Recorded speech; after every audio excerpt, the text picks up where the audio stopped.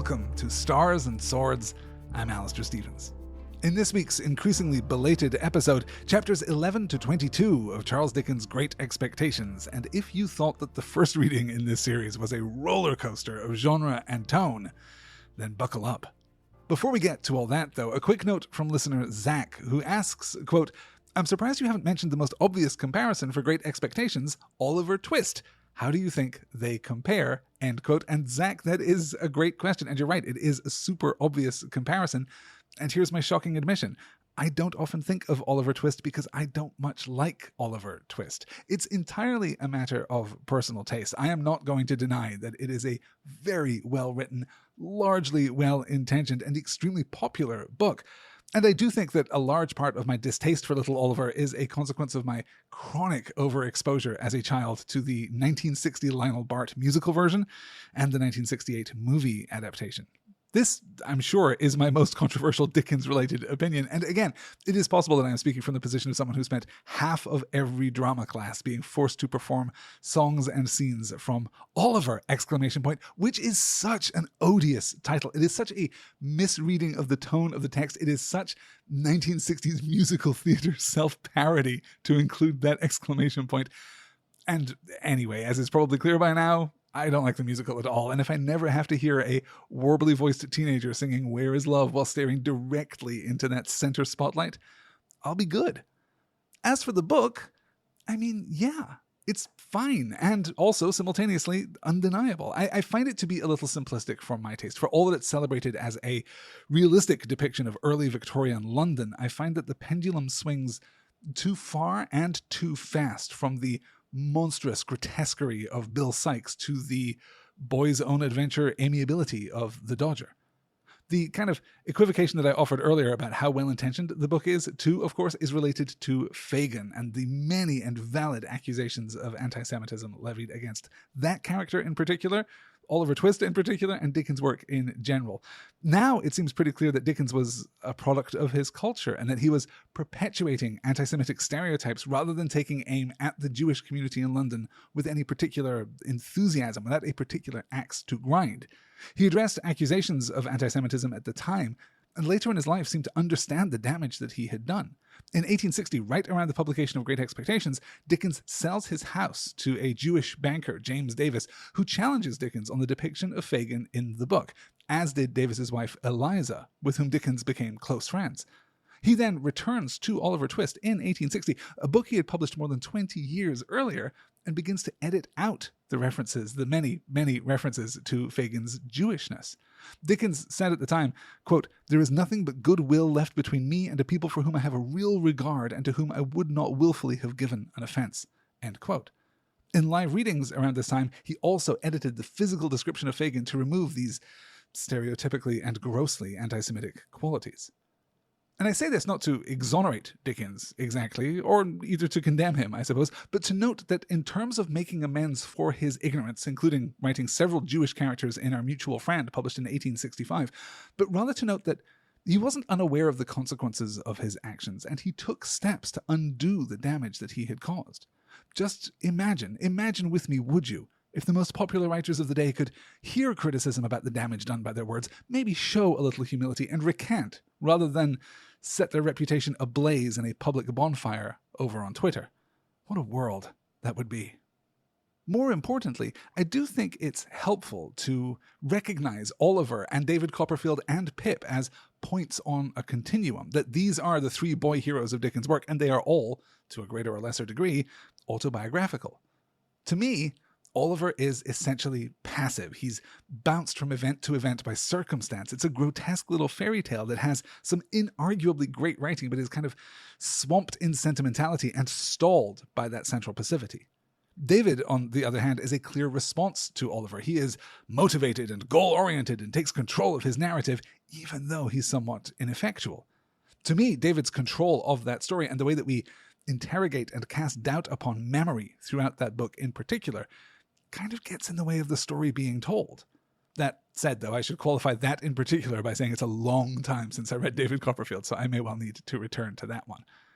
So if Oliver Twist is all fairy tale and David Copperfield is all melodrama, That leaves us with young Philip Pirrip in the middle, and in Great Expectations, characters are more complex, their motivations more subtle and profound, their interactions more specific.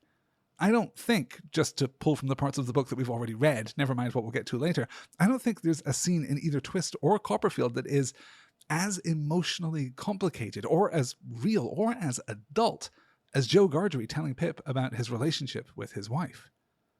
Thank you so much for the great question, Zach. If you guys have questions you would like me to address either quickly here at the beginning of the episode or in a little more depth on a Q&A episode sometime soon, stay tuned to the end of the podcast for an announcement in that regard, then don't hesitate to get in touch. starsandswordspod@gmail.com. Or I'm trying to make the Threads thing work, so you can find me on Threads and on Instagram at starsandswordspod.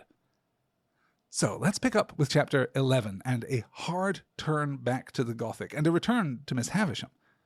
There is a fantastic escalation through this part of the book. Now the reader knows roughly what to expect. Dickens has to double down in order to maintain the same air of mystery and creeping danger, and wow, does he deliver. Pip returns to Satis house and is kept waiting this time by Estella in the company of 3 ladies and a gentleman, all of them, to Pip's eyes, toadies or humbugs. Both of those words, by the way, are modern in Dickens' time. Humbug in this sense is attested in 1827, toady from 1826. We are introduced in a kind of logic puzzle to Camilla, to Raymond, to Sarah, and to the unnamed 3rd lady, who will later be revealed to be called Georgiana, just like Pip's mother. This is Dickens in his high satire mode, though dropping this small, snide conversation about social acceptability and the performance appearance of an appropriate grief is a deft bit of work. The book moves neatly here to align Estella with the reader, as it's she and not Pip who pushes back against Camilla's self-congratulatory judgment on their bereaved neighbor. This alignment with Estella is challenged, of course, in the shadowy hall when she first flirts with Pip and then slaps him and insults him. Quote, "Why don't you cry again, you little wretch?" "Because I'll never cry for you again," said I. Which was, I suppose, as false a declaration as ever was made, for I was crying inwardly for her then, and I know what I know of the pain she caused me afterwards. End quote. This is a really fascinating technique and a recurring technique. This is not the first time we've seen it in this novel, but this example in particular catches the eye. Novels of this era love their first-person protagonists, and they have their own informal rules about what a narrative voice ought to be, what it ought to do. Dickens, by making the narrator the elder Pip, gets to break the rule that the narrator ought not to mention anything that the reader has not, him or herself, already witnessed. That is, we should show and not allow the narrator to tell. But Pip, here reflecting on what will come, is telling, is foreshadowing. It's a strong reminder that though the narrative voice is very disciplined, particularly by modern standards, there is still this intrusion from the older Pip, who remembers all of this, crucially, in context. We'll see this happen again, and again, in fact, as Pip meets, for example, the soap-scented man on the stairs and foreshadows the fact that it will someday be fortuitous that he had the opportunity to examine this man closely. And then we're once more in the presence of Miss Havisham, composed just as she was the last time we were here.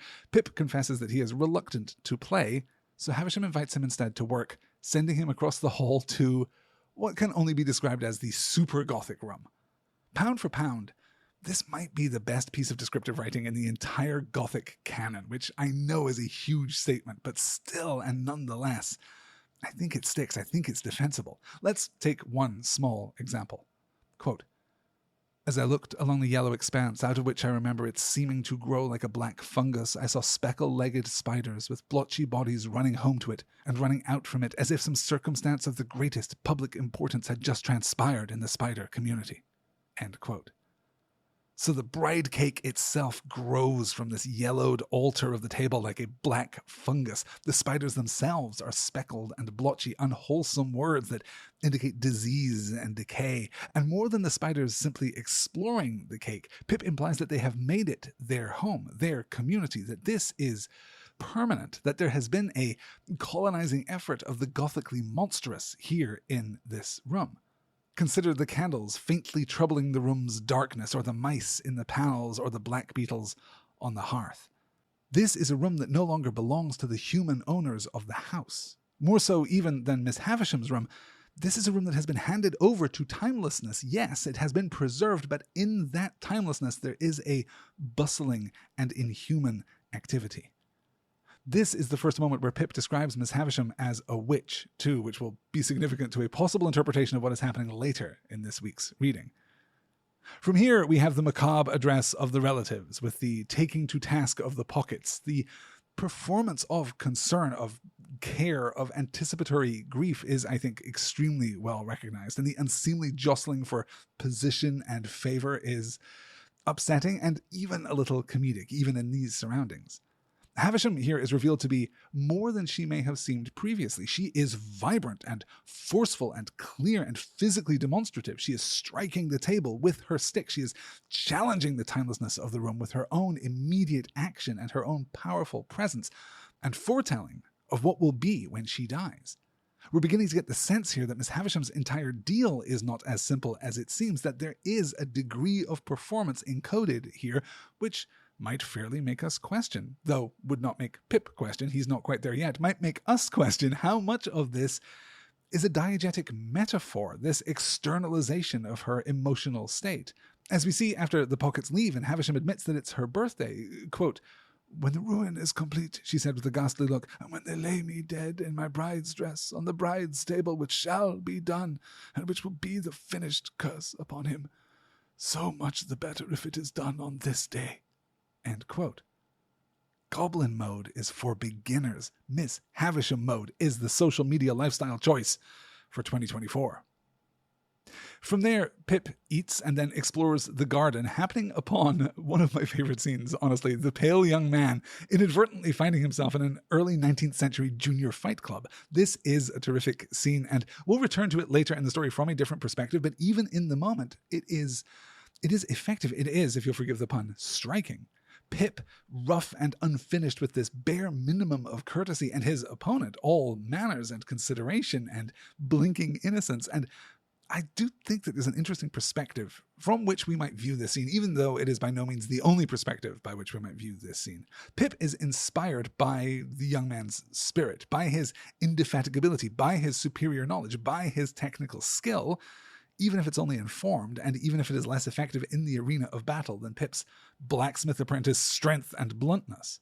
Pip is ashamed, even as he wins, seeing himself as a wolf or other wild beast. He has demonstrated here that he is not a gentleman, unlike the young man picking himself up off the ground. You'll note here, too, that Pip, despite being never struck hard by his opponent, acknowledges his sanguinary, that is to say, bloody face. We will return to what actually happened during this fight and what we might distill out of Pip's account of these events a little later. From there, Pip is further indoctrinated into the world of adult emotion and distanced still further from his own peace by Estella's kiss. Quote, "I kissed her cheek as she turned it to me. I think I would have gone through a great deal to kiss her cheek. But I felt that the kiss was given to the coarse common boy as a piece of money might have been, and that it was worth nothing." End quote. So it seems clear that Pip cannot imagine a romantic relationship between the beautiful Estella and the coarse common boy that he has been thus far, and that if such a relationship were possible, it would be meaningless. It would be an act of condescension. It would be a giving of money, a giving of charity. The common boy fundamentally cannot deserve it. It becomes worthless in the moment that it is bestowed, though perhaps we can speculate that Estella wouldn't share that opinion.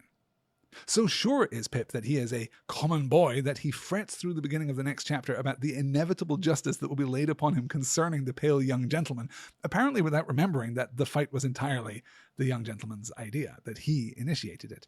Here we see two things very clearly. Pip's creeping sense of guilt, of course, anchored in his original sin of stealing for the convict on the moors, and the belief that he will eventually be confronted for his wrongdoing. But more importantly here, I think, Pip is subconsciously articulating the relationship between the working class, people of rank, name, and money, and the law. If indeed Pip were to be arrested for assaulting the gentleman, no amount of reasonable explanation would save him. Which confirms for him still further what a wretched state it is to be common, and how far he himself is from grace. It's at this point that we hit the first real time skip in the book. At least 8 or 10 months pass, with Pip visiting Miss Havisham every other day and either walking with her or pushing her around in her wheelchair. Estella is also often present, growing, as Pip tells us, prettier by the day, and being rewarded by Miss Havisham for particularly inconsistent and cruel behavior. Quote, "And sometimes, when her moods were so many and so contradictory of one another that I was puzzled what to say or do, Miss Havisham would embrace her with a lavish fondness, murmuring something in her ear that sounded like, 'Break their hearts, my pride and hope, break their hearts and have no mercy.'" End quote. It's difficult to know exactly when to talk about Miss Havisham's deal, but surely the attentive reader has a pretty strong idea by now, I think, of what is going on with her. The charging of Estella to be ruthless, to be demanding, to be merciless, to be deliberately inconstant and cruel to the young men in her orbit. Not only Pip, we might suppose, but the pale young gentleman too, of course. This weaponizing of the young woman's beauty and spite is a fascinating exercise in feminine power. Pip then, perhaps surprisingly, introduces us to the blacksmith song Old Clam, as sung in Joe Gargery's Forge. It is an interesting song, and it seems to be entirely of Dickens' own invention, which is striking. Its rhythmic pattern is strong and distinctive, at least it should be, but I know there's a little variability in how it's presented in some of the audiobook versions. It generally consists of 2 unstressed, stressed metrical feet, which are called anapaests. That's unstressed, stressed, with the thump and a sound, unstressed, stressed, followed by a spondy of 2 stressed syllables, old clam, equally stressed there. This is different in the first line, where we get 2 iambs instead of 2 anapaests. These are simple unstressed, stressed pairs, so we lose 1 unstressed syllable per foot, or 2 over the course of that opening line. These are again followed by that same spondy. Since Pip tells us that the song is used to time the hammer blows in the forge, I read that first line as a deliberate choice to start slow, to establish the rhythm so that we can then increase the pace. Hammer boys round old clam, with the thump and a sound old clam, beat it out, old clam, with the clink for the stout old clam, blow the fire, old clam, roaring drier, soaring higher old clam. You'll note there that we are collapsing that last syllable on drier and higher, drier, higher, roaring drier, soaring higher old clam. Most of the lyrics, I think, are pretty straightforward, except perhaps for the "with a clink for the stout," which potentially at least has an interesting double meaning. Clinker, of course, is a waste product made mostly of melted silica, which serves no purpose. And stout here could mean, of course, the large, well-muscled blacksmith. Even the strongest strikes clinker now and then, perhaps, could be the intended meaning. But it may also mean stout in the sense of a dark, warm fermented beer, and clink in the sense of 2 pint mugs striking each other. I find this to be just a very pleasant ambiguity, a very wholesome and personable ambiguity. The passage of time is having quite the effect on Pip at this point in the book, as we can see most clearly when he's describing Pumblechook, so often present in the Gargery's kitchen. Far from the somewhat tactful and florid descriptions earlier in the book, now he is merely, quote, "that ass, Pumblechook. And then he would rumple my hair the wrong way, which from my earliest remembrance, as already hinted, I have in my soul denied the right of any fellow creature to do, and would hold himself before me by the sleeve, a spectacle of imbecility only to be equalled by himself." End quote. So Pip is becoming more sure of himself, certainly, and more contemptuous of his surroundings, as we'll see most clearly in chapter 13, when he and Joe arrive at Satis house to meet with Miss Havisham. Much has been made in academic circles, in analytical circles, of Joe's refusal to address Miss Havisham, and it is usually taken as a panicked inability to navigate proper social etiquette on Joe's part, an uncertainty that defaults to this very strange choice that he consistently makes. And certainly it's smart and entertaining enough, if that is true. I find it a very charming bit of dialogue. I suspect, though, or at least I wonder, if there's another element at play here. Miss Havisham's room has by this point been normalized to us through Pip. He has spent months of his life in this room, and now it is familiar. It's not, however, very familiar to Joe, and all of its strangeness and gothic intensity are presumably very frightening, adding not only to his uncertainty of how to address a wealthy woman, but perhaps making him uncertain whether he should address this spectral, supernatural, witchy figure at all. There are, after all, stories of what happens to people who talk to fairies. Pip becomes more and more uncomfortable about Joe's common ways, but ultimately Miss Havisham presents a premium of 25 guineas. A guinea is a sum equal to £1 and 1 shilling, which means that 25 guineas would be £26 and 5 shillings. The guinea was not minted after the year 1813, and Dickens switches out to simply using pounds in just a couple of pages after this, which suggests to me that, in fact, Miss Havisham is handing over £25 and just using the outdated term guineas. This is a function of her age, perhaps, and her casual relationship with money. That seems to me to be a better alternative than explaining away the £1 and 25 pence, the extra 5 shillings that Joe would just have secreted away in his pocket. This sum, by the way, is certainly handsome. It's the equivalent to about £3,500 in today's money. At the time, that might have been 6 months of income for a small-town blacksmith like Joe Gargery. We can, I think, be roundly impressed by Joe's skillful handling of this entire sequence, particularly the handling of his wife, and we may even take a little sadistic pleasure in his teasing her about the amount of the premium. But all at once, we're caught up in the process of Pip becoming bound to Joe as an official apprentice, so caught up, in fact, that it isn't until the end of the chapter that Pip gives us this melancholy reflection. Quote, "Finally, I remembered that when I got into my little bedroom, I was truly wretched, and I had a strong conviction on me that I should never like Joe's trade. I had liked it once, but once was not now." End quote. Pip has been changed. And we'll pick up on that thought in a moment, but now is as good a time as any, I think, to consider some of the oppositions and contrasts with which this book is replete. Let's begin with the age-old question, I suppose. Is Dickens' treatment of women in this novel positive, largely, or negative? It's easy, I think, with a quick glance at the text, to come away with a suspicion that there is, in fact, some creeping misogyny here. Mrs. Joe is cruel and unnatural and shrewish. Miss Havisham is manipulative and cold-hearted, at best prideful, and at worst narcissistic. Estella is being crafted into an instrument of Miss Havisham's emotional revenge and ruination on men, and the pocket women, and all the other background women, are mocked and criticized whenever they appear. The sole exception to this is Biddy, to whom we'll return in a few pages. But Biddy aside, there is a legitimate complaint that the women in this book are, well, not to put too fine a point on it, awful. I think, though, that we can drill down to something more concrete, something more specific, something that Mrs. Joe and Miss Havisham have in common. It's not just that they're bad people, it's that they're bad mothers.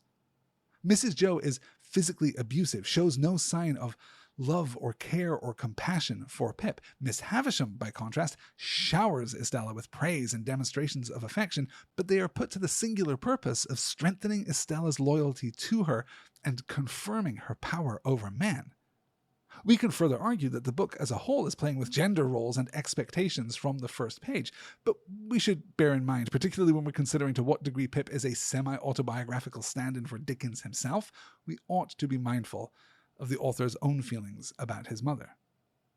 This is compounded, of course, by the fact that both Mrs. Joe and Miss Havisham are compensating for the original breaking point in Pip's life, the death of his parents. In the absence of the idealized, perfect mother, also Georgiana, wife of the above, though even in that opening description, you'll note, Pip asserts this odd gender binary based on nothing more than the words on the tombstone. He derives an image of his father as a man's man, square and stout and dark. His mother, on the other hand, is freckled and sickly. And we have to wonder how much of that image is rooted in what Pip takes to be archetypal gender roles. And if that is true, we also have to ask where he got such an idea, contrasted with the round warmth of Joe Gargery and his sharp-edged wife. So, gender roles. This is going to continue to be important, and I fear I may be jumping the gun just a little here, but it's such an interesting element of this narrative. Most obviously, let's observe that Joe and his wife fulfill the opposite roles usually attributed to men and women. Here it is Mrs. Joe, who is stern and dictatorial, who is an embodiment of authority, who is physically cruel. It's Joe, who is emotionally intelligent and grounded and gentle, who does the necessary emotional labor to keep the family together and contented, and who, perhaps most crucially, fundamentally respects Pip. We specifically note the same kind of dynamic with the discussion of the pockets at Satis House, where Pip describes Raymond as Mr. Camilla rather than the more traditional formulation. Estella is assertive and confident and untouchable, save for that crucial moment after the fight when there is a bright flush on her face and she offers Pip a kiss, and we might assume she is aroused in her passions, if not sexually aroused, by the fight itself, which is, at least in part, a fight over her. We can also note, to return to the topic of the Bildungsroman as a form, and the Victorian novel too, in fact, that Miss Havisham and Mrs. Joe aren't just bad mother figures for their specific respective wards. Rather, they are failing their social duty by encouraging misaligned, aberrant behavior. It's easier to see this, of course, with Miss Havisham and Estella. Priming Estella to do conscious, emotional, and social violence against men is fundamentally a destabilizing desire. It is harmful to society itself. And we might consider, from our modern perspective, that that could be a good harm, that perhaps this ought to be a society that is torn down, but it is certainly destabilizing nonetheless. Similarly, Mrs. Joe's use of actual physical violence as a teaching tool is perhaps less socially harmful than her insistence that Pip remain ignorant, that he not ask questions, that he resolutely not be educated. And again, we can track the counterpoints here. It is Joe, acting against his traditional Victorian-era gender role, who demonstrates all of that emotional intelligence and his genuine love for Pip that actually strengthens the social bonds and stabilizes the family unit, at least for a while.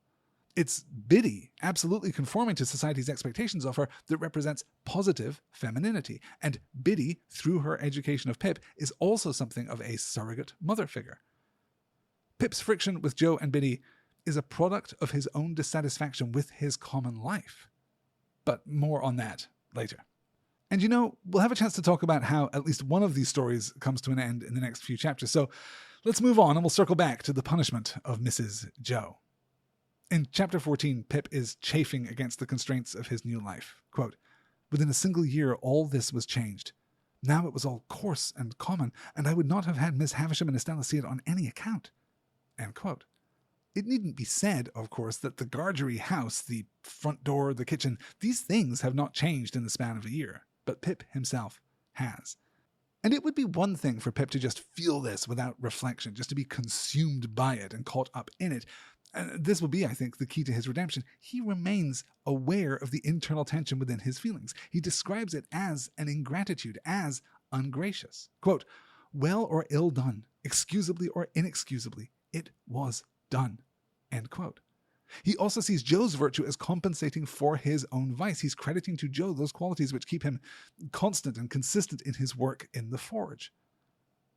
At the beginning of chapter 15, we get the short song that Pip buys from Biddy, probably in the form of a broadside ballad, a large single sheet of paper printed with topical and humorous folk songs, and we get to enjoy his serious-minded memorization of it for all the song's comic insubstantiability. Quote, "When I went to Lunnon town, sirs, tooralooral, tooralooral, wasn't I done very brown, sirs, tooralooral, tooralooral," end quote. What's interesting about this, besides the fact that it illustrates nicely the degree to which Pip's appetite for education is rapacious but undiscerning, it's the phrase tooralooral is common throughout Dickens' work. It seems to come originally, actually that's very unlikely, but it seems to be first attested, first recorded, in the form of a song called The King and Countryman, published in a book called Liston's Drolleries, a choice collection of titbits, laughable scraps, comic songs, tales, and recitations in 1825. This means that the formulation would have been well known in Dickens' time, both from this song and from many others, and if you are as old as I am, it probably just reminds you of the best part of Come On Eileen by Dexy's Midnight Runners. More than that, though, we're also getting some interesting foreshadowing and texturing through the use of the song. It's clear from the two lines that we get, "When I went to London and I was ill-used," that this is a version of a very common song form at the time, particularly in those aforementioned broadside ballads, in which a person from the country goes to the big city for the first time and finds themselves out of their depth, often being humorously taken advantage of by the smarter, more sophisticated urbanites, though just as often those same urbanites will overextend themselves and the newcomer to the city will win out through simple honesty. Obviously, this is an interesting bit of foreshadowing for Pip's own adventure in London, but it also reflects on the stress that Pip is feeling between becoming educated and remaining common. Oh, and I wanted to cite an interesting bit of speculation here from Ben Moore at Manchester University, who posits fascinatingly that too rural might be intentionally suggestive of the phrase too rural. That is an intimation that the singer of the song is simply too rustic, is too uncivil for the city. What's most important about this chapter, though, and what works as an extension of that previous thought, is Pip's attempt to educate Joe.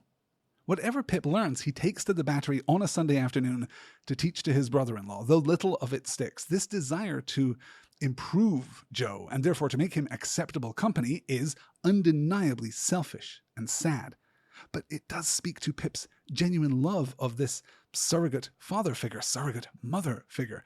As we discussed previously, the closest thing he has to either kind of parent. And of course, it's caught up enough in the idea of education as a universal good, and a simultaneous rejection of the insistence of Mrs. Joe that one ought to remain uneducated, that Pip can justify his choices as much as he needs to. Dickens pulls a neat trick here, too, demonstrating to Pip's frustration that Joe cannot be meaningfully educated by the same recitation of information that Pip himself has just learned. But Joe is still the moral cornerstone of Pip's world, and his advice to him regarding the desire to visit with Miss Havisham and Estella is a deft bit of navigation. So deft, in fact, that there remains an unanswered question, I think, as to how much Joe Gargery knows of Pip's real motivations. How much of this is a play? How much of it is a ploy? How much of it is a lark here at the Battery on a Sunday afternoon? Even his distraction at the thought of a present for Miss Havisham seems to be as much a strategy to demonstrate that Pip has nothing of value to offer the woman who paid his premium and secured his position. Although as far as that specific example is concerned, I am more inclined to read that digression into toasting forks and gridirons as a conscious bit of humor from Joe, a classic Joe Gargery lark, capital L. Even the final turn can be seen as some gentle teasing here, I think. Quote, "Yes, Joe, but what I wanted to say was that as we are rather slack just now, if you would give me a half day tomorrow, I think I would go uptown and make a call on Miss Estavisham." "Which her name," said Joe gravely, "ain't Estavisham, Pip, though she's been rechristened." End quote.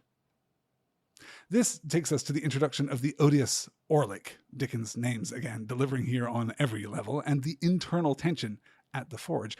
It is strange, perhaps, that he has never been mentioned in the narrative up to this point, and it's certainly true that this could be an emergency bit of invention by Dickens, who feels that the serialized plot is floundering, but we may also well read it as a symbol of Pip's disinterest in the world around him, except in how it pertains to his own fortunes and to the awfully pretty Estella. Orlick is a journeyman in Joe's employ, which means that he is a rank above Pip. The journeyman has completed his apprenticeship and is a working craftsman in his own right. Journeyman here comes from the French journée, which comes in turn from the Latin diurnus, meaning daily. Thus, the journeyman is someone who is paid a daily wage for their employment. They are, in effect, skilled day laborers. Eventually, and the exact mechanisms for this vary a little between different guild infrastructures and different legal requirements, different periods too have their own laws surrounding this kind of thing, but eventually, the journeyman might go to his guild or to his governing body and present his masterpiece. That is, a piece of work of sufficient skill and craft that the journeyman gains the rank of master, at which point they can operate independently and can employ journeymen and apprentices all their own. Orlick's nasty disposition and propensity for the physical expression of his frustration and anger are established quickly, and then, having persuaded Joe that he is worth the same half-day holiday as Pip, he contends with the real head of the household, Mrs. Joe. And this is one of the rare moments in the book where we might find ourselves sympathizing with Mrs. Joe, who is certainly unaccustomed to the kind of verbal assault that Orlick is delivering, and who might actually be justified in her outrage that Joe is not stepping up more forcefully to defend her. Again, we have his weak protests offered in parentheses, and of all the things that I expected to enjoy about this book this time through, I did not expect Dickens' masterful use of the humble paren to be the most delightful. We're running a little long on the podcast here, considering how far we have to go, so we'll return to Orlick in just a little while and fold that whole discussion together.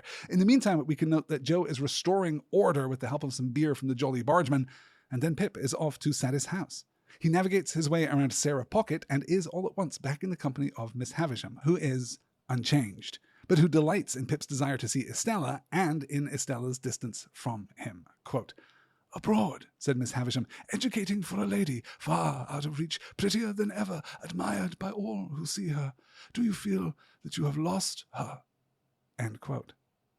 And so it is that Pip is dismissed, and he leaves feeling even less satisfied with his lot than he was before. The reminder of the breadth and the possibility of Estella's life, as well as her social distance, as well as the geographical distance, have left him confirmed in his social place, in his rank, not least of all by the curt dismissal from Miss Havisham's presence, still the common boy. Pip gets caught up with Wopsle and Pumblechook in the recitation of George Barnwell. That is The London Merchant, or The History of George Barnwell. It is a play by George Lillo from 1731, in which Barnwell, a young apprentice, steals money from his uncle and employer to pursue a relationship with a local sex worker. Barnwell eventually murders his uncle, and both he and the prostitute are arrested and executed. It is explicit in its moral instruction, though the degree to which Lillo intended to approach the subject with a degree more irony or sophistication is uncertain. He takes the title, The London Merchant, from a fictional play in Francis Beaumont's Knight of the Burning Pestle, which is fascinating. It's a play from 1607 in which planted members of the audience take to the stage itself to complain about the quality of the play being produced and to demand that changes be made in real time. It is one of the first examples of real sophisticated metatextual commentary on what stories are and how the audience interacts with them. That's Knight of the Burning Pestle. You should absolutely check it out. The London Merchant is either too sophisticated a satire, on the other hand, to reveal itself, or it's just a pretty straightforward piece of moralizing. The relevance to Pip, though, here in the pages of Great Expectations, is striking. And it's interesting to note that the drama works its magic on him. Even in the hands of Wopsle, Pip begins to empathize with the characters, to emotionally connect with the content of the story, to feel guilt. But it isn't Pip who needs the instruction. And we finally leave Pumblechook's home and emerge onto the street, where we find Orlick slouching with ill intent, a man desperately in need of some of that self-same moral instruction. And note the sudden return here of the gothic atmosphere from the earliest scenes in the book, the rolling mist, the deadening of sound, the boom of the guns from the hulks. The discordance of Mr. Wopsle continuing his recitation of Barnwell, as well as apparently slipping into his Shakespeare, with Orlick growling and muttering the words of the old clam song, the rolling boom of the cannon in the distance. We are already so ill at ease before we reach the bargeman, and then dash home to find Mrs. Joe unconscious on the floor, quote, "destined never to be on the rampage again while she was wife of Joe," end quote. This is another of those moments when I have to make a judgment call about when to address an element of the plot, which I think is pretty transparent to modern readers and presumably was equally transparent to contemporary readers too, and when to let it grow a little further. It's no surprise that Orlick is the chief suspect, both narratively, because he's just been introduced, because we just saw the worst of his character, because of the big argument scene with Mrs. Joe, and because of his dark recitation of the old clam hammer swing song, and of course diegetically too, because he isn't immediately trustworthy, because as a journeyman, he is less stitched to the fabric of this community than either master or apprentice. Pip immediately connects the iron found next to Mrs. Joe with the iron filed from the leg of the convict he met at the beginning of the book. He feels that same old guilt and considers telling Joe the truth, only to justify why, again, he won't. Quote, "The contention came, after all, to this. The secret was such an old one now, had so grown into me and become a part of myself that I could not tear it away. In addition to the dread that, having led up to so much mischief, it would now be more likely than ever to alienate Joe from me if he believed it, I had the further restraining dread that he would not believe it, but would assert it with the fabulous dogs and veal cutlets as a monstrous invention." End quote. So, yes, Joe and Pip's relationship would definitely end if Pip told him the truth, but more importantly, Joe definitely wouldn't believe him either, so it's probably better just to stay quiet. We have the stark paragraph satirizing the efforts of the local constables and the Bow Street Runners, the first official police force in England, who were disbanded in 1839 and folded into the Metropolitan Police proper. Then the meaning of the ominous final line of the previous chapter becomes clear. In the aftermath of the attack, in addition to her physical ailments, Mrs. Joe demonstrates a change of character. She is, we are told, patient, destined never to be on the rampage again. After the death of Mr. Wopsel's great aunt, specifically after she, quote, conquered a confirmed habit of living into which she had fallen, one of those moments when Dickens just really is enjoying himself, you can feel it on the page, Biddy comes to live with the Gargerys as a kind of ward. And she quickly solves the mystery of the hammer-shaped symbol drawn by Mrs. Joe. And look, this is tough because I don't know what we're supposed to make of this change. Honestly, I don't know what we're supposed to make of the transformation of Mrs. Joe from this tickler-wielding bully to a wretchedly accommodating and conciliatory person. It seems as though we're supposed to take this as a kind of dual justice. Mrs. Joe has been cowed once and for all, and Orlick, simultaneous to this, now has to confront the consequences of his actions, what we safely presume are his actions, day in and day out. And my objection here isn't simply that violence against women is a gross device to use in fiction, that it's insensitive to the real threats that are faced by women from men like Orlick, but rather that I find justice, even a grim, hard-hearted kind of justice, hard to find in such a disproportionate response. We'll pay attention, of course, to Pip's transparent assessment of Biddy as, quote, pleasant and wholesome and sweet-natured, though of course she can't ever be beautiful. She was common and could not be like Estella, end quote. The narrative voice's handling of Biddy's emotional state and Pip's oblivious self-regard is particularly strong, I think, leaving us in no doubt of Biddy's feelings, but unable to access them directly. This is a common feature of first-person narratives. It's often presented as a problem with first-person narratives, that it holds the other characters at arm's remove from the reader. But it's a testament to Dickens' skill that not only does he demonstrate how little Pip understands the people around him, but that the sketch of those people is convincing enough that we get a good read on those characters despite and not because of the narrative perspective. Let's look at some of that text closely before we are forced to accelerate toward the end of this reading. Pip confides in Biddy during a Sunday afternoon spent together that he wants to be a gentleman. Biddy responds that Pip's unhappiness and resolution to change his circumstances is a pity, and things get worse from there. Pip professes to be caught in the agony of self-awareness that he could have been happy in the forge with Joe and even with Biddy if only he'd never realized what a wretched and common boy he was. And he consistently praises Biddy's steadfast companionship. Quote, Biddy was never insulting or capricious, or Biddy today and somebody else tomorrow. She would have derived only pain and no pleasure from giving me pain. She would far rather have wounded her own breast than mine. End quote. And all the while, he remains ignorant of the barbs that she is throwing his way, the heavy irony that accepts his raging self-regard without commentary. She is so much more than just the absence of Estella. Biddy is her actual opposite, as intelligent, as self-possessed, but less willing to exploit weakness in the name of cruelty. Quote, if I could only get myself to fall in love with you. You don't mind me speaking so openly to such an old acquaintance? Oh dear, not at all, said Biddy. Don't mind me. If I could only get myself to do it, that would be the thing for me. But you never will, you see, said Biddy. End quote. This exchange, which Pip recognizes as a growing intimacy, is disturbed by the emergence from the marsh of Orlick. Biddy admits to Pip that she fears Orlick likes her. Biddy tests Pip, confirming that he doesn't care and isn't invested in her romantic life, but he replies, that's right, I'm not interested in your romantic life, but there is a reason that the last syllable of that guy's name is ick. When we return to chapter 18, Pip is now 4 years deep into his apprenticeship with Joe. A stranger interrupts Mr. Wopsel's recounting of a highly popular murder and gives a rousing defense of the mechanisms of the legal system. It turns out that the stranger is the soap-handed fellow Pip met on the stairs at Saddis House 5 years before. See how lucky it was that Pip had cause to examine him at that time so that he could deftly recognize him now and we can skip over the unnecessary pleasantries? This, it turns out, is Jaggers, and Pip's life is about to be transformed. Jaggers asks Joe whether he would be willing to release Pip from his apprenticeship for no recompense, and Joe confirms, of course, that he would. The response from Jaggers, quote, bear in mind, then, that Bragg is a good dog, but Holdfast is a better, end quote, is based on a fragment of a quote from Shakespeare's Henry V.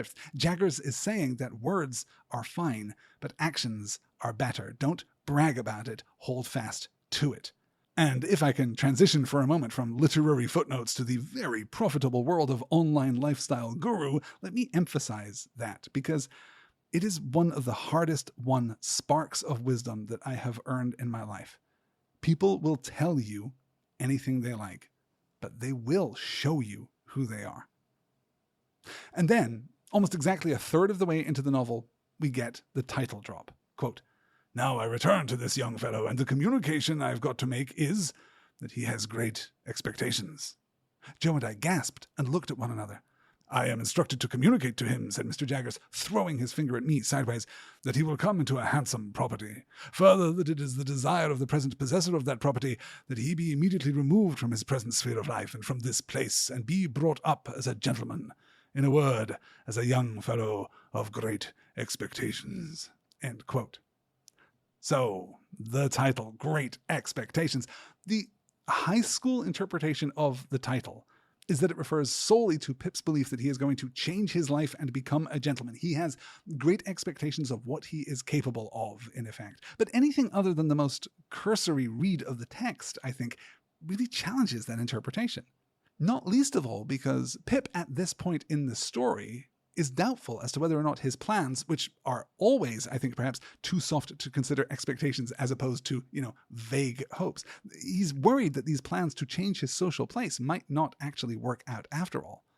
There is also, I should note, an archaic use of the word expectations, which literally means an inheritance, but the shroud of mystery surrounding the identity of Pip's benefactor kind of rejects the possibility that this is a conventional kind of inheritance and that that is the primary meaning of the word as it is used here. Dickens, interestingly, liked the title. In a letter dated October 4th, 1860, he wrote to biographer and scholar John Forster, quote, "The title is Great Expectations. I think a good name." End quote. Some academics believe that it is taken from Paradise Lost. Quote, "Now clear I understand what oft my steadiest thoughts had searched in vain, why our great expectation should be called the seed of woman, Virgin Mother, hail high in the love of heaven." End quote. Which is, of course, particularly interesting considering the importance of mothers in the novel, but I'm not sure it's otherwise a compelling connection. Others believe that the title comes from the Philip Sidney sonnet sequence Astrophel and Stella, an interesting name considering Pip's crush on Estella, which contains the quote, "That friendly foe great expectations will wear a train of shame." End quote. This means the protagonist will squander his potential, ironically failing to deliver on the expectations not just of the individual, but of society as a whole. And that, I think, does get us closer to Dickens' intended meaning. Given Pip's social status at the beginning of the novel, no one has expectations really of any kind of him, great or otherwise. The sole exception to that might be Joe, but even then his expectation of Pip would likely be extremely modest. The other likely source of the title comes from Dickens' own work. The phrase appears twice in Martin Chuzzlewit. The second reference comes from a quote in Chapter 6, quote, "You must know then, to make short of a long story," said Martin, beginning with a kind of effort, as if the revelation were not agreeable to him, "that I have been brought up from childhood with great expectations, and have always been taught to believe that I should be, one day, very rich." End quote. So maybe we're just too close to it, and the true meaning of the title, complicated still further by the fact that Dickens expressly wrote the book to save the otherwise ailing magazine all the year round so that the story itself came with great expectations. Perhaps the true meaning of the title is simply primarily ironic. The expectations of one sort or another are always foiled. And what's most pleasant about that interpretation is that it grows only more compelling, more ironic, more powerful, more appropriate as each successive installment of the novel appears in the pages of the magazine. The identity of Pip's benefactor, of course, is to remain an absolute mystery until the most dramatic moment possible, but we can't blame Pip at this point for believing that Miss Havisham has intervened to secure his future. Though, at the same time as we understand Pip believing it, it certainly strikes the reader as being more than a little strange. His assumption is only strengthened, of course, by Jaggers suggesting Matthew Pocket as a tutor. It's around this point in the novel that the narrative voice makes an essentially unprecedented break, the emotion of the moment completely overwhelming the adult Pip who is relating this tale with a fair distance, it must be said, throughout the bulk of the prose here, but at this point he crashes into the present of the story. Quote, "Pip is that hearty welcome," said Joe, "to go free with his services, to honour and fortune as no words can tell him. But if you think as money can ever make compensation to me for the loss of the little child who come to the forge, and ever the best of friends—" "Oh dear good Joe, whom I am so ready to leave and so unthankful to, I see you again, with your muscular blacksmith's arm before your eyes and your broad chest heaving and your voice dying away. Oh, dear, good, faithful, tender Joe! It is the loving tremble of your hand upon my arm, as solemnly this day as if it had been the rustle of an angel's wing. End quote.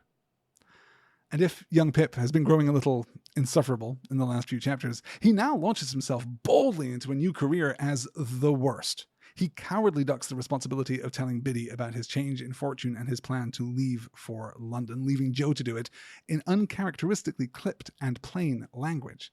Biddy tries to tell Mrs. Joe, but she doesn't seem to be able to grasp the concepts which Pip considers to be a tragedy for her. Quote, I cannot suggest a darker picture of her state of mind. That is, things could not possibly be worse for her, that she cannot appreciate my good fortune. Your mileage may vary on what exactly is the peak of Pip's odious self-regard in this chapter. You'll have lots of examples to choose from, but for me, the worst moment is his response to Biddy's inquiry about whether she and Joe will be able to see his fine new clothes before he leaves. Quote, and if you had waited another moment, Biddy, you would have heard me say that I shall bring my clothes here in the bundle one evening, most likely on the evening before I go away. Biddy said no more. Handsomely forgiving her, I soon exchanged an affectionate good night with her and Joe and went up to bed. End quote. This kid, you guys. Early in chapter 19, we learn that the sermon in the church that day was on the topic of wealth and the relative difficulty a rich man may have entering the kingdom of heaven. We have another extended scene here with Joe and Biddy, in which Pip continues to believe that he has the upper hand in every conversation, despite being taken to school by his old tutor. The transformation in Pumblechook, when we return to him, from a pompous bully to a subservient lackey is, I will admit, darkly satisfying, but it's Pip's reappraisal of him that is perhaps the most disquieting. Quote, yet for all that, I remember feeling convinced that I had been much mistaken in him, and that he was a sensible, practical, good-hearted prime fellow. End quote. Time is short, so we must pick up the pace, and that works out well because the remainder of this chapter, for all of the satisfaction that it offers, unfolds much as we might expect, and with more than a little self-indulgence on Dickens' part. This is the transition into the second part of the story, and he is taking the opportunity, it seems to me, to take a victory lap through the many characters who have filled the many pages of this book thus far. Most notably, of course, we get Miss Havisham herself, attended in this instance by Sarah Pocket. It's a deft bit of plotting, and Miss Havisham's motivation, the glee with which she approaches the torment of Sarah Pocket herself, makes the artificiality, the superficiality of the scene work beautifully. And then Pip's farewell, his journey to London, the rising of the mist, once more to cloak the scene, and the literary equivalent of a title card to mark our transition into the second part of the story. Let's venture then into chapter 20, where all at once we find ourselves in London. And I love the matter-of-fact precision of this opening line. Quote, the journey from our town to the metropolis was a journey of about 5 hours. What had seemed so enormous and so significant is, a morning's travel. Similarly, it's telling that Pip's first impression of London is both the product of an expectation and somewhat underwhelming. Quote, we Britons had at that time particularly settled that it was treasonable to doubt our having and our being the best of everything. Otherwise, while I was scared by the immensity of London, I think I might have had some faint doubts whether it was not rather ugly, crooked, narrow, and dirty. End quote. Pip is ushered into Jagger's room, but can only take so much of the oppressive atmosphere before he goes out onto the streets to explore his new city. And in the pages that follow, I think, we're given a perspective on a new kind of tone for the book, and it's a tone which is a meaningful development on some of the urban environments that Dickens has depicted in the past. Because between Smithfield and St. Paul's and Newgate, we're getting a kind of daylight urban Gothic, where the tension between the naturalistic and the grotesque, the macabre, comes not from the intrusion of the past onto the present, but from a different kind of, a different life, a different kind of society, a different set of expectations? Yes, to an extent, all of those, but there's something else too. The intrusion of meat and fat and stink and stone, the swell of the St. Paul's dome, as it's described, bulging, as it's described, an unwholesome word that puts us in mind of growth and swelling, something pestilent, something pustulant. The spectacle of justice, such as it is a savage piece of performance.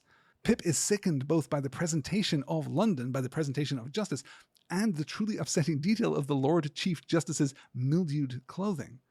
Nothing here is shrouded or softened or made oblique like the mists on the marches, like the softened edges of Kent, deadening sound and occluding sight. Here, everything is pin-sharp and all the worse for it.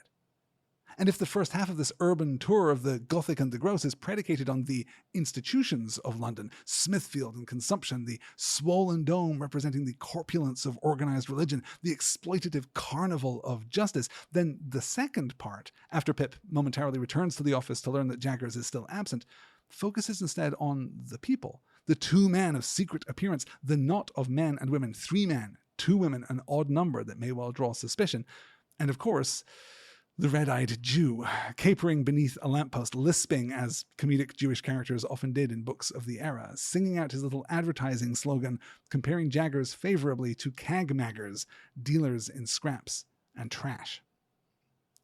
Pip's positive response to this assemblage of ne'er-do-wells, by the way, is, I think, interesting.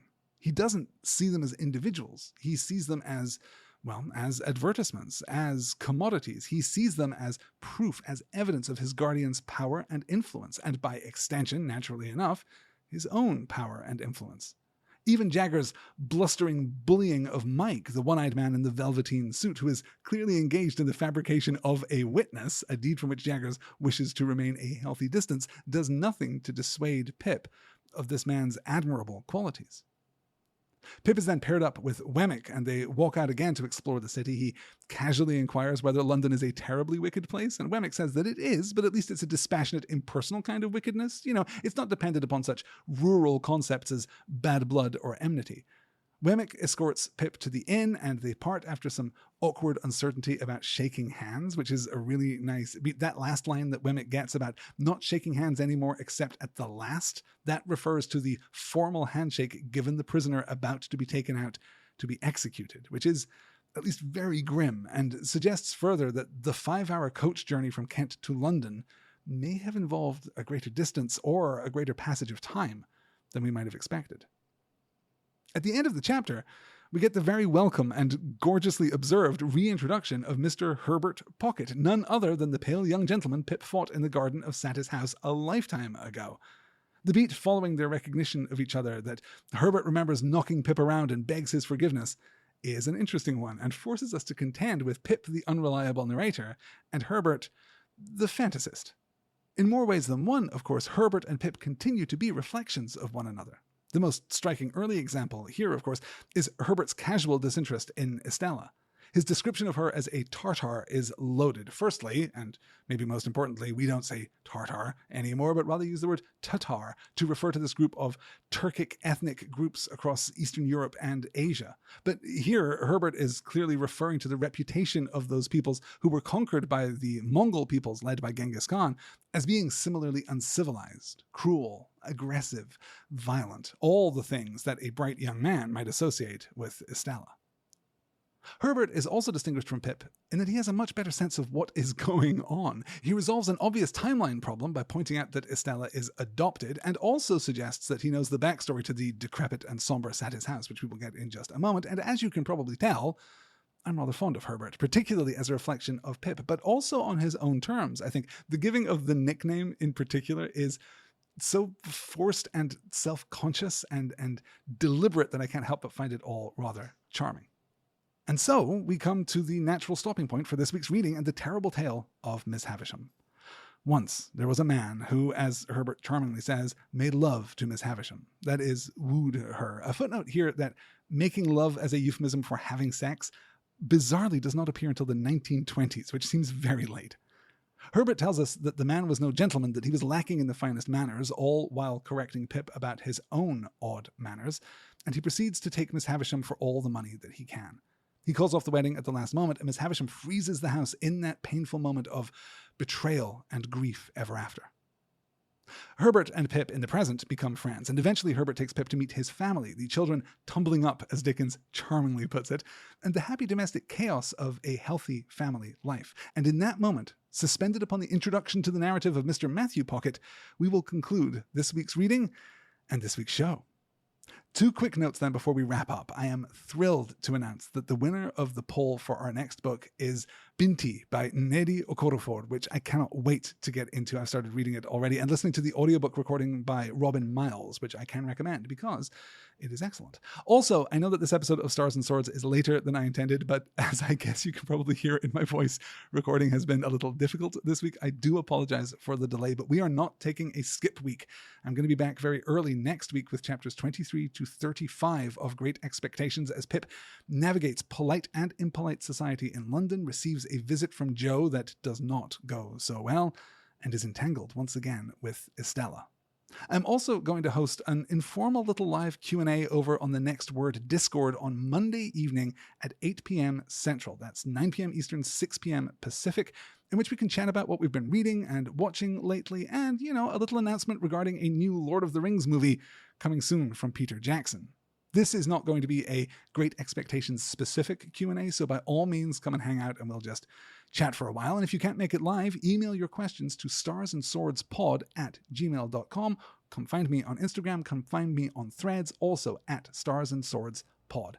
Of course, everything that I do here, including the very cool things coming up in the near future, these things are only possible thanks to your generous support. So hit patreon.com/nextword to send me some coffee money, or perhaps some, throat lozenges would be more appropriate, and to also get access to many a bonus episode. That's going to do it. I will talk to you on Monday for the Q&A and soon thereafter for the next episode. Until then, and as always, whether you scold me or approve of me, you may equally depend upon my trying to do all that lies in my power here at all times. Thanks for listening.